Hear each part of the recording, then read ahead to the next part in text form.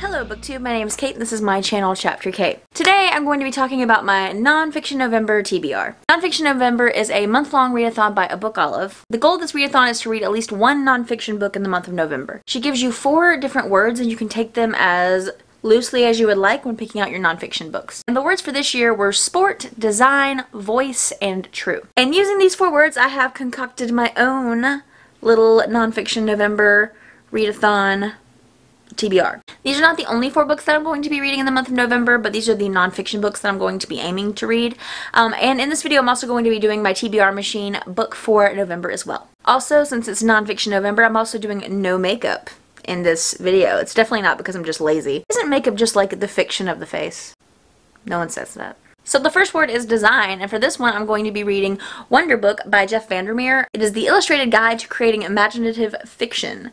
So this book is all about writing and how to create worlds and things like that. I'm not going to say that I'm dedicating myself to NaNoWriMo, but I am going to be writing my story that I'm currently writing. I'm scared to call it a book, but I am going to be trying to write more in November. I'm not going to be shooting for the, however, 50,000 words? Is that what it is? 40,000? I don't know. I'm not going to be shooting for that. I'm just going to be shooting to write. So I'm going to use this to try and inspire that. And I figured it would be good for the word design because I'm designing my own world and my own plot. Yeah. Then for the word sport, I'm going to be reading Duel, and it's Alexander Hamilton, Aaron Burr, and the Future of America by Thomas Fleming. It still has my used bookstore sticker on it. But like, duels are kind of like sports. It's 2 guys facing off with a gun. Anyway, we're gonna make it work, but this is just kind of the history of them. I don't know how this is gonna go. It's been a while since I've read history, so this is what I'm gonna go for, and I'm trying to use my interest in Hamilton's story because of the musical to power me through this book. Next, for the word true, I'm going to be reading The Collected Schizophrenias Essays by Esme Weijun Wang, and this is the winner of the Grey Wolf Press Nonfiction Prize. The author of this book was actually diagnosed with affective schizophrenia, so back in the day, schizophrenia was kind of separated into different subtypes. Today it's not done that way, but it is separated into schizophrenia and schizoaffective disorder, so there's that. But this is a collection of kind of her experiences and her journey with that diagnosis. And honestly, I love reading any type of memoir that has to do with mental illness. And for the last word, which is voice, I'm going to be reading Musicophilia by Oliver Sacks. I have read parts of this book before, but I've never just read it straight through. And this is about music and the brain. It involves a lot of music psychology and the way that music and the brain interact. Since I have my degree in music therapy, I thought this would be a great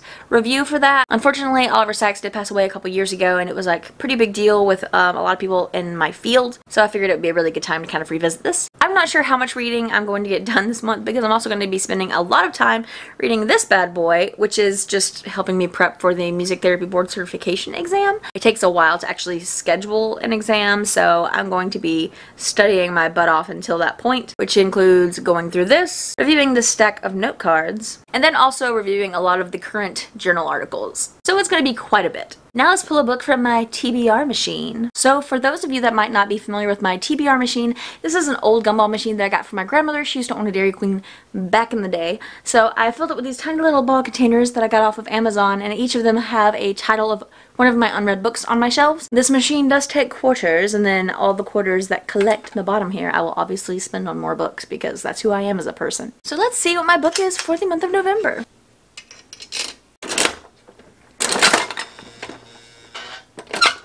Something made a weird noise in there. It's really old. Okay. Okay, so my book for November is Go Mutants. And here it is. This is Go Mutants by Larry Doyle. It has a sticker on it still that I should probably take off at some point. This book has a blurb by The Onion on it, and I believe that the author is a former writer for The Simpsons, so it's supposed to be a really funny book. And it looks like kind of an X-Men vibe. People with mutant powers and junk, so that'll be great. I'm actually pretty happy with this. So those are all the books that I'm going to be reading in the month of November. Well, actually not all of them because I'm probably going to read others. I'm going to probably listen to some audiobooks and read some comic books and stuff like that. So those are some of the books. Those are just all the books that I'm talking about today. Let me know if you're participating in Nonfiction November, and if you're not, just let me know any of your favorite nonfiction books because I really do like nonfiction. I prefer books that have to do with either my field or memoirs, personally. But I would absolutely love more nonfiction recommendations. But that is all for this video. If you would like more of this junk, subscribe below. Bye! Tripping over shadows and I'm drowning in the night. I feel the soldiers coming and I'm putting up a fight. I feel my eyelids closing under